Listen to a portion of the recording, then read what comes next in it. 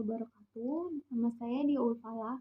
Di sini saya akan menjelaskan tentang rangkuman webinar yang berjudul Dinamika Arlindo dan Upwelling di Perairan Indonesia. Nah, pada webinar ini ada dua pemateri. Yang pertama ada Bapak Anindya Wirasatya, dan yang kedua ada Bapak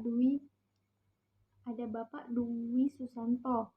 Nah, yang pertama yaitu Bapak Anindya Wirasatya menjelaskan tentang variabilitas upwelling di perairan Indonesia. Hal pertama yang perlu kita ketahui yaitu tentang definisi dari upwelling itu sendiri. Upwelling adalah pembalikan massa air, yaitu suatu panorama air yang dingin dan bermassa jenis bergerak dari dasar ke permukaan yang disebabkan oleh pergerakan angin di atasnya. Nah, kemudian ada beberapa faktor yang mempengaruhi terjadinya upwelling. Yang pertama ada kandungan klorofil, suhu, dan angin.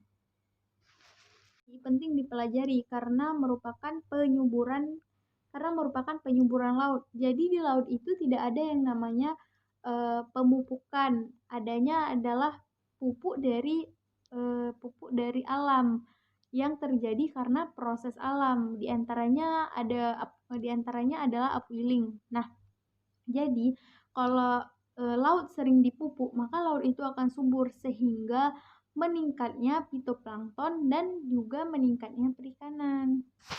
Kalau di Indonesia sendiri, upwelling yang paling kompleks itu adanya di lautan Pulau Jawa. Nah, kalau apa sih dampak dari semakin kompleks upwelling tersebut? Jadi kalau semakin kompleks upwellingnya, maka lautan tersebut makin subur sehingga meningkatnya fitoplankton dan perikanan pada daerah tersebut. Terjadi sebenarnya tidak lepas dari peranan angin yang disebut dengan teori Ekman. Teori Ekman dan upwelling ini erat kaitannya karena adanya pembelokan ketika terjadinya upwelling yang disebut dengan istilah equatorial upwelling.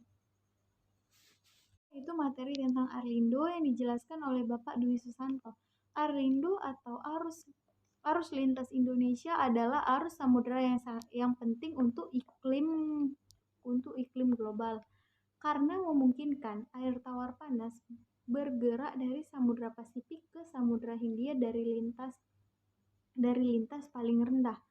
Nah, arus ini berperan sebagai cabang tertinggi dalam sabuk pergerakan panas global.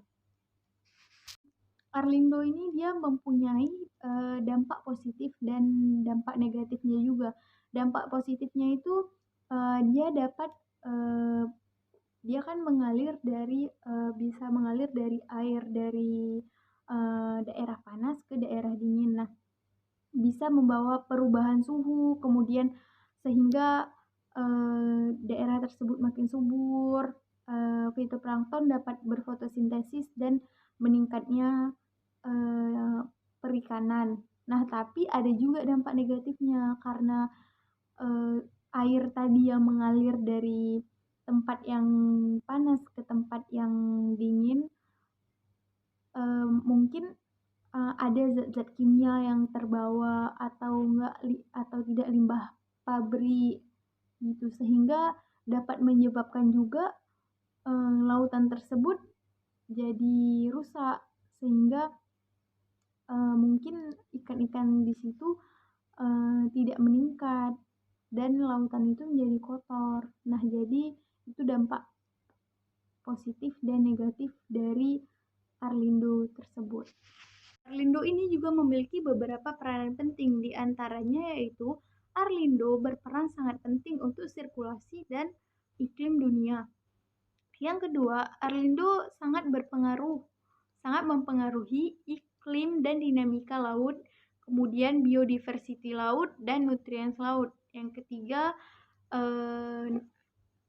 Arlindo ini penting untuk sistem keseimbangan massa air di laut sehingga air air dari daerah panas bisa mengalir ke daerah yang dingin.